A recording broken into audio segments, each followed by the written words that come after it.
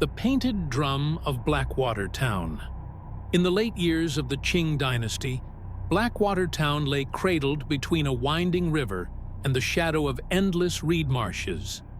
The place was known for two things: its annual ghost festival, when lanterns floated like drifting stars upon the dark water, and a curious relic kept in the ancestral hall. A large war drum painted with the likeness of a roaring qilin.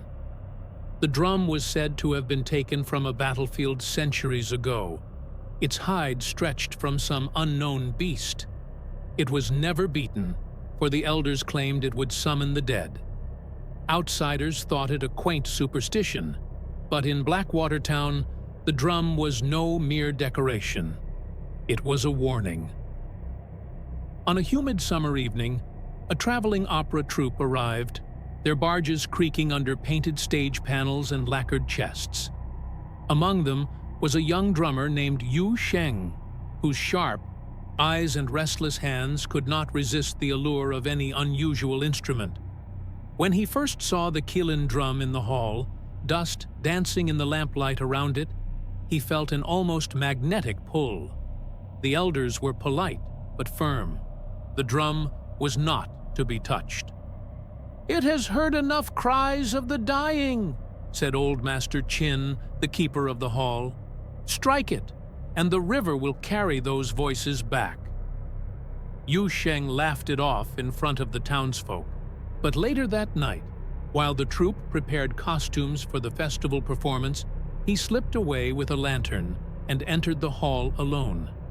He ran his fingers over the painted surface. The qilin's eyes seemed almost alive, the lacquer still glistening despite the years. Temptation became too strong. Yu Sheng lifted a small mallet and tapped the drum just once. The sound that followed was not a hollow thump, but a deep, resonant boom that seemed to ripple through the very floor. In the echo, Yu Sheng thought he heard something.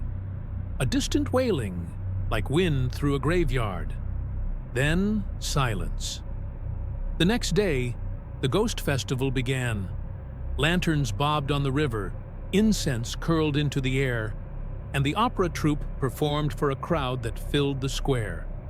Yu Sheng beat his stage drum with vigor, the sound echoing between the buildings. But as the night deepened, mist began to creep from the marsh, thicker than any the townsfolk had seen before. From the haze emerged figures, not the living, but pale shapes in tattered robes, faces hidden beneath waterlogged hair. They moved silently toward the square, their wet footprints steaming against the warm stones. At first, the crowd thought it part of the show, until one of the shapes passed directly through a man, leaving frost on his skin. The elders shouted for the lanterns to be extinguished, but the ghosts did not retreat. Instead, they turned their heads, all in unison, toward Yu Sheng. He felt the hairs on his neck rise as he realized the beat he had played earlier now echoed faintly, not from his own drum, but from somewhere deep within the mists. Old Master Qin seized Yu Sheng's arm. "You struck the qilin drum," he whispered, trembling. "Now they have heard the call. They are soldiers who died here centuries ago, denied burial, their bones sunk in the marsh. The drum was the banner that led them into battle, and now it leads them back." The ghosts advanced, their hollow eyes fixed on the stage. The troupe scattered, the audience fled, but Yu Sheng found himself rooted in place. Then, among the specters, he saw one who stood taller, clad in rusted armor, a broken spear still clutched in his skeletal hand. The spirit pointed at Yu Sheng and spoke, though the sound was like water boiling in a sealed pot. "You bear the beat," it rasped. "Finish what was begun." Yu Sheng stammered that he was only a prekipai musician, not a soldier. But the spirit simply raised its spear toward the marsh. And from there, through the fog, the faint glimmer of lantern light began to grow. But these lanterns floated not on the water, but in the air, each held by another column of soldiers, their armor dripping black riverweed. It was then Yu Sheng understood. The battle they had fought centuries ago was never finished. The drum's call was not just to summon the dead, it was to march again. Yu Sheng's breath came fast, each inhale thick with the smell of damp earth and rotting reeds. The armored spirit stepped forward, its shadow stretching unnaturally long in the flickering light.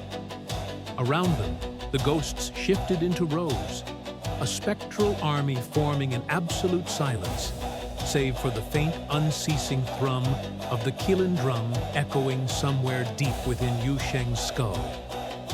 Old Master Qin was shouting at him, his voice raw with urgency. You must end it before they cross the river. If they do, the curse will spread to every village along the banks. How? Yu Sheng demanded. The elder's face twisted with fear and regret. Strike the drum 3 times, but with fire, not wood. The meaning sank in. The qilin drum would need to be destroyed, even if it meant angering the restless spirits. The soldiers began to advance, their ghostly forms phasing through the festival stalls, through tables and banners. Every step brought a deeper chill to the air. The townsfolk who had not fled now knelt in prayer, clutching incense sticks that burned weakly in the damp wind. Yu Sheng broke free from the elder's grasp and sprinted toward the ancestral hall. His feet slapped against the cobblestones, the mist curling like living tendrils around his ankles. Behind him, the faint metallic sound of armor clinking grew louder. They were following. He slammed the hall doors shut and grabbed the nearest oil lamp, splashing its contents across the qilin drum. The painted creature's eyes seemed to glare at him in the lamplight, the expression shifting into something almost pleading. For a split second, Yu Sheng hesitated. Then the door burst inward, and the armored spirit filled the frame. "Drummer!" it hissed. "The march is not done." Yu Sheng struck a match. The flame flared, bright and trembling. He raised it toward the drum's painted surface and struck once. The sound was like a thunderclap, the heat searing his face. The painted qilin twisted, as though writhing in pain. The second strike came with a roar of wind, and outside, the soldiers halted mid-step, their forms flickering like candle flames in a gale. As he prepared for the third strike, the armored spirit lunged, its spear passing through Yu Sheng's chest with the cold bite of river water. Pain exploded through him, but his hand came down anyway, the matchstick shattering against the scorched hide. The drum split open with a deafening crack, releasing a burst of blinding light that poured from every seam, flooding the hall, the square, the mist.